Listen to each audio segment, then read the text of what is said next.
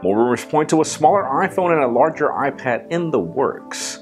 Other reports talk about the htc-hima, its hardware and accessories. And can you believe that businesses want to block your Wi-Fi hotspot in the future? I'm Jaime Rivera, and yes, I know, I look like crap, but I had to drive 10 hours to get back to the studio. Let's get the show on the road. This is Pocketnow Daily.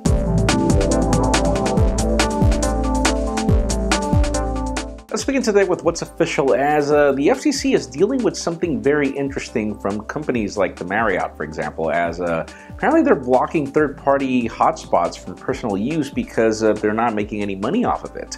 And obviously the FCC is not considering this to be legal because, first of all, it's your hotspot. You're paying for it. Doesn't matter where you are. You can use whatever product you're purchasing.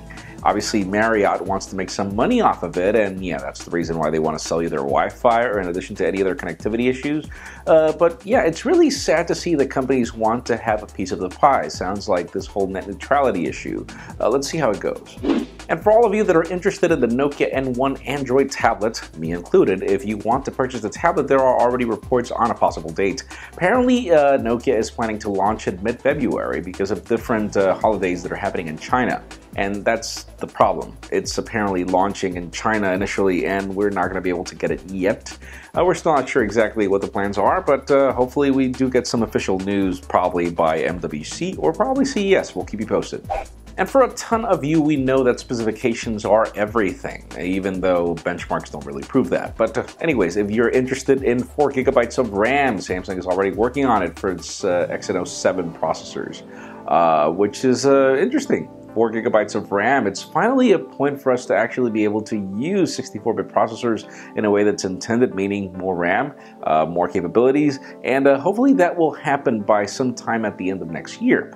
Who knows? Galaxy Note 5. And speaking of specifications, let's talk about the new HTC flagship that we've been talking about for the last couple of days, the htc-hima. We get some specifications and we do get accessories as well. We have a 1080p display here, 5 inches, yeah, I know. But then we've got 3 gigs of RAM and a 20 megapixel camera at the back that'll apparently be coupled by a 13 megapixel shooter at the front or a 4 ultra pixel camera at the front, which is interesting.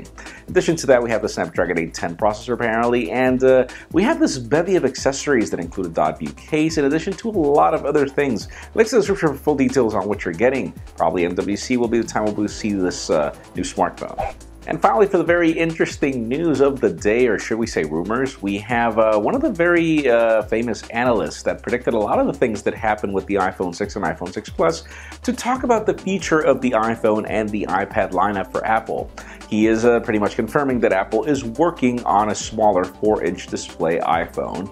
And what's most interesting is that apparently it'll keep the iPhone 6 design, which we wonder how Apple's going to pull that one off and make it as thin and also include, you know, decent specifications. Apparently this phone is not really going to replace the iPhone 5S right now. Apparently it's going to replace the iPhone 5C, so we're talking about an entry-level smartphone here. But even more interesting, apparently he is also predicting of the 12.9-inch iPad Pro that's been talked about, but the interesting words here is that he mentions that this is planned to ignite the tablet market. And that really leads me to the question of the day. Do you think that Apple needs a larger iPad to boost sales? Because in my case, I don't think it has to be larger. I think it has to be more usable, meaning an iPad Pro with OS X or something like that. But leave us a comment down below. What is your case? Friends, you know the drill. If you want to get the news earlier before this video is filmed, make sure you follow us on Pocketnow.com and subscribe to our YouTube channel as well. You can also follow me on Twitter, Jaime_Rivera. Please give this video a thumbs up if you like what you saw. I am Jaime Rivera. Thank you very much for watching. We'll see you tomorrow.